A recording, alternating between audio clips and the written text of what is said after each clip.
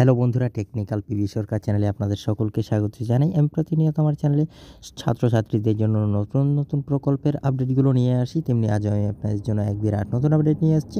Cycle tab অতীত নবম থেকে দশম শ্রেণীর পড়ুয়াদের জন্য আরেকটি বড় ঘোষণা পশ্চিমবঙ্গ সরকারের।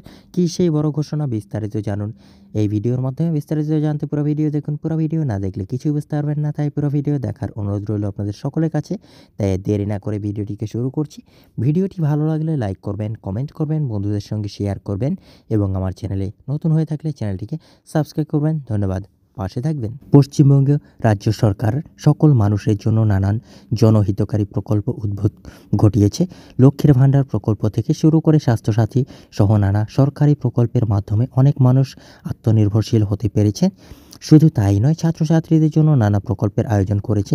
কন্যাশ্রী, সবুজ সাথী থেকে শুরু করে একাধিক স্কলারশিপ এবং তরুণের স্বপ্ন প্রকল্পের ট্যাব কেনার টাকা সবই করেছে সরকার। আর এই আবহে ছাত্রছাত্রীদের পড়াশোনা যাতে কোনো খামতি না আসে তার জন্য এক নয়া ব্যবস্থা চালু করা হয়েছে সরকারের তরফ থেকে। ছাত্রছাত্রীদের জন্য বড় উদ্যোগ। সাধারণত নবম থেকে দ্বাদশ শ্রেণীর পড়ুয়াদের জন্য পাঠ্য বইয়ের পাশাপাশি দরকার পড়ে সহায়ক বইয়ের। বাজারে একই বিষয়ে বিভিন্ন লেখকের একাধিক বই ও প্রশ্নোত্তর বইয়ের সম্ভারও রয়েছে, কিন্তু সেগুলির বেশিরভাগই অনেক দামি।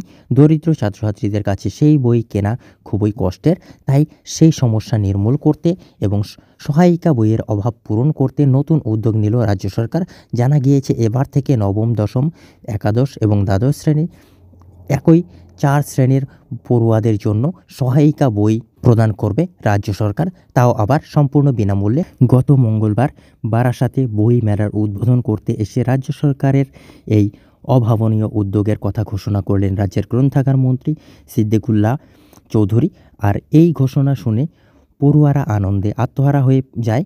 এই বই মেলার উদ্বোধনী অনুষ্ঠানে এসেছিলেন কবি শ্রীজাত, এছাড়াও ছিল মন্ত্রী সিদ্দিকুল্লাহ চৌধুরী, শ্রীজাত বন্দ্যোপাধ্যায়, বারাসাতের বিধায়ক চিরঞ্জিত চক্রবর্তী, জেলা শাসক শরৎ কুমার ত্রিবেদী, পুরসভার চেয়ারম্যান অশ্বিনী মুখোপাধ্যায়। সকলেই কী বললেন গ্রন্থাগার মন্ত্রী সিদ্দিকুল্লাহ চৌধুরী?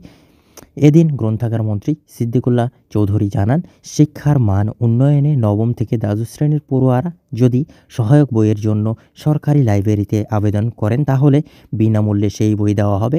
ছাত্রছাত্রীদের বিনামূল্যে পোশাক, জুতো, সাইকেল দেওয়ার ব্যবস্থা থাকলেও সহায়িকা বই প্রদানের ব্যবস্থা ছাত্রছাত্রীদের আরও উচ্ছ্বসিত করেছে।